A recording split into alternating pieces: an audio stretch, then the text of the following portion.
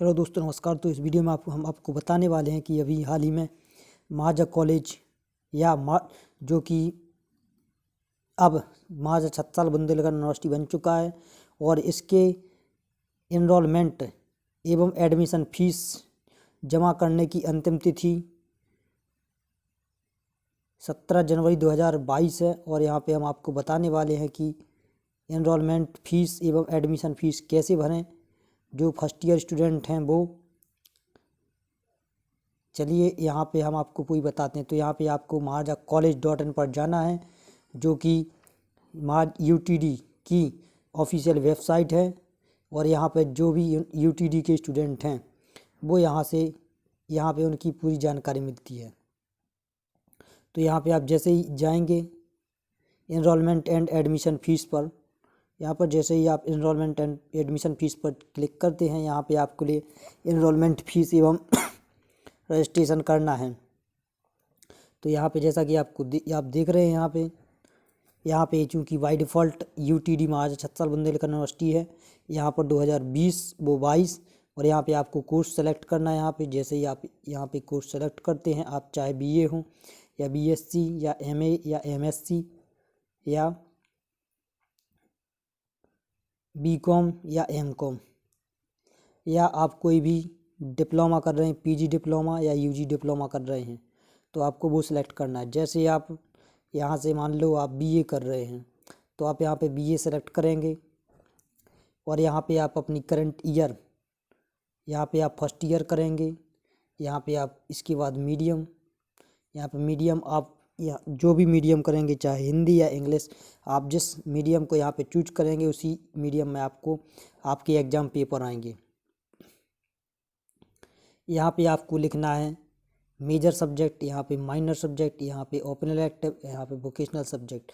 तो यहाँ पे जो सबसे पहले मेजर सब्जेक्ट है, जैसे मान लो आपका हिस्ट्री, इंग्लिश और हिंदी है, तो यहाँ पे आपका हिस्ट्री मेजर सब्जेक्ट होगा, या जो आप जिसे आपने मेजर सब्जेक्ट के रूप में चुना है अपना एडमिशन टाइम पे, आप उसे भरेंगे। यहाँ पे जो सेकंड टाइम पे आपने माइनर किया उसको आप भरेंगे। यहाँ पे ओपन इलेक्टिव और यहाँ पे वोकेशनल सब्जेक्ट, यहाँ पे जो भी आपने एडमिशन टाइम पे भरे हैं आप वो भरेंगे।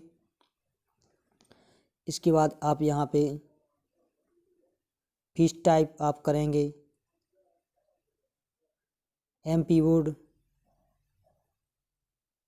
यदि आप MP बोर्ड से निकल कर आए हैं, यानी कि कक्षा 12वीं के बाद से आपने यूनिवर्सिटी में एडमिशन लिया है, और यदि आप MP बोर्ड से रहे हैं 12वीं तो आप MP बोर्ड करेंगे। यदि आप अदर बोर्ड से जैसे CBSE बोर्ड या किसी अदर से रहे तो वो सिलेक्ट करेंगे। यदि आप जैसे MA MSc MCom कर रहे हैं तो आप यहाँ पे इसके पहले आपने BA BSc या BCom किस यूनिवर्सिटी से, अर्थात MP से किया या अदर यूनिवर्सिटी से किया है। यदि MP से किया है तो आप इसको सिलेक्ट करेंगे, और यदि अदर यूनिवर्सिटी से किया है, BA BSc BCom कंप्लीट है और MA MSc के लिए आपने अप्लाई किया है, तो आप अदर यूनिवर्सिटी पर यहाँ पे करेंगे। जैसे मान लो आप यहाँ पे, चूँकि BA के लिए मैं बता रहा हूँ, तो यहाँ पे आपने BA MP बोर्ड से किया तो आप यहाँ पे सिलेक्ट करेंगे।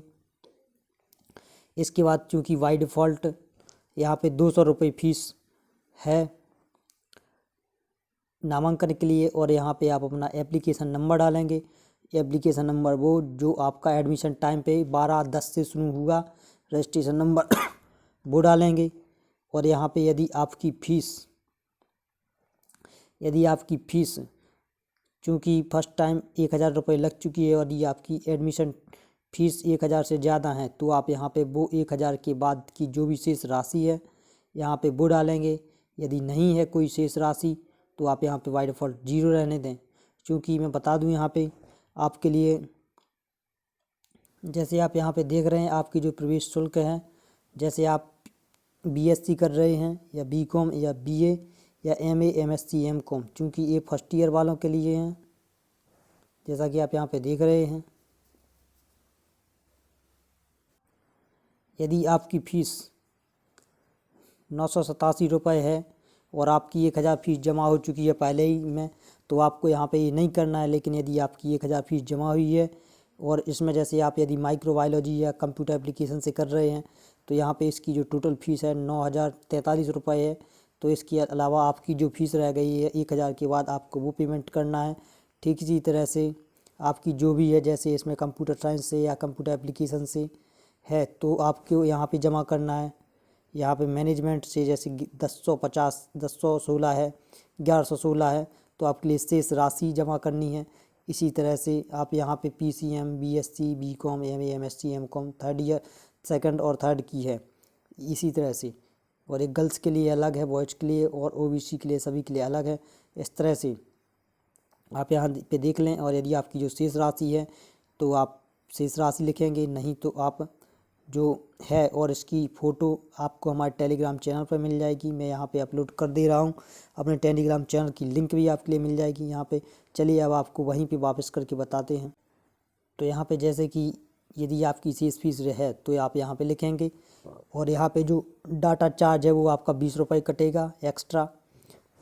इसके अलावा डेट आपकी बाय डिफ़ॉल्ट रहेगी। यहाँ पे आप अपना नाम लिखेंगे जो जैसा कि आपका एडमिशन की रजिस्ट्रेशन में है और 10वीं के मार्कशीट के अनुसार है। यहाँ पे आप फादर का नाम, यहाँ पे मदर का नाम, यहाँ पे आप अपना मेल लिखेंगे, मेल या फीमेल अर्थात जेंडर यहाँ पे आप डालेंगे। यहाँ पे आप अपना ईमेल, आप अपना ईमेल आईडी खुद का ही डालें, पर्सनल, ना कि किसी कंप्यूटर या साइबर कैफ़े वाले का। या आप यहाँ पे अपना खुद ईमेल आईडी डालें। यहाँ पे आप अपना पर्सनल एड्रेस जो आपका परमानेंट एड्रेस है यहाँ पे आप अपना सेलेक्ट करेंगे। सिटी आप किस सिटी से हैं अजयगढ़, मानगंज, बाजना, बड़ा मलहरा, बंडा, वारीगढ़, बशारी, भगवां, भोपाल, बिजावर, बक्सवा, चंदला, आपका जो भी यहाँ पे है आप वो सिलेक्ट करेंगे। टीकमगढ़, श्रीनगर, साहेगढ़। यदि इनमें से आपका कुछ नहीं है तो आप यहाँ पे अननोन पे क्लिक कर देंगे। जैसे मान लो यहाँ पे आपका गांव या शहर का नाम नहीं है तो आप यहाँ पे अननोन कर देंगे। जैसे आपका मान लो यहाँ पे है आपका यहाँ पे जैसे मान लो आपका महोबा है तो आप महोबा सेलेक्ट कर लें, यदि नहीं है तो अननोन पर सेलेक्ट करें। और इसके बाद आप यहाँ पे सिलेक्ट करेंगे स्टेट अर्थात राज्य, और यहाँ पे डालेंगे पिन कोड। जैसे आपका यहाँ पे राज्य चूँकि MP है या आप अदर ज़िले से हैं, अदर राज्य से हैं तो आप वो सेलेक्ट करेंगे और यहाँ पे आप अपना पिन कोड डालेंगे। जैसे मान लो यहाँ पे आपका पिन कोड सटई या बड़ा मलहरा, गुहारा या छतरपुर, राजनगर या बक्सवा जो भी है आपका पिन कोड। जैसे मेरा गुहारा 471313 तो मैं अपना डालूँगा यहाँ पे। और इसके बाद जैसे यहाँ पे पे नाउ पे क्लिक करता हूँ यहाँ पे, तो पे नाउ पे क्लिक करने के बाद आपको रिफ्रेश बिल्कुल नहीं करना है। और उस जैसे ही आप पे नाउ पे क्लिक करेंगे तो आपके लिए कुछ इस तरह से विंडो दिखाई देगा। पेमेंट के लिए आपको यहाँ पे अपना पूरा, जैसे ही आप पेमेंट के लिए आपका ऑप्शन आता है, जैसे यहाँ पे आपके लिए फ़ोनपे, गूगल पे या visa card, debit card, master card या फिर UPI के माध्यम से भी आप पेमेंट कर सकते हैं। जैसे ही आप यहाँ पे मान लो आप डेबिट कार्ड अर्थात ATM कार्ड से पेमेंट करना चाहेंगे तो यहाँ पे चाहते हैं तो आप यहाँ पे पूरी डिटेल अपने डेबिट कार्ड की आप इस तरह से, जैसे ही आप यहाँ पे अपनी पूरी डिटेल दे देंगे उसके बाद आपके मोबाइल पर OTP आएगा। जैसे ही आप OTP दे देते हैं यहाँ पे इस तरह से, जैसे मान लो आपका जो भी फीस है, क्योंकि मैं यहाँ पे सिर्फ बता रहा हूँ क्योंकि 1050 क्योंकि यह दूसरा पेमेंट है, तो यहाँ पे इस तरह से आपके लिए मैसेज आएगा और यहाँ पे OTP जैसे ही आप यहाँ पे दे देते हैं और इसके बाद जैसे ही मेक पेमेंट पे क्लिक करते हैं तो आपका फ़ीस पेमेंट हो जाता है। और जैसे ही फ़ीस पेमेंट होता है तो आप रिफ्रेश बिल्कुल ना करें, आपकी सीधी वहीं से स्लिप निकल जाएगी डायरेक्ट, किसी ब्राउज़र को रिफ्रेश भी ना करें। और जैसे ही आपकी फ़ीस रिसिप्ट निकलती है उसको आप प्रिंट आउट करा सकते हैं और कर लें, इसका स्क्रीनशॉट भी रख लें। तो इस तरह से आप अपना फ़ीस पेमेंट कर सकते हैं। धन्यवाद।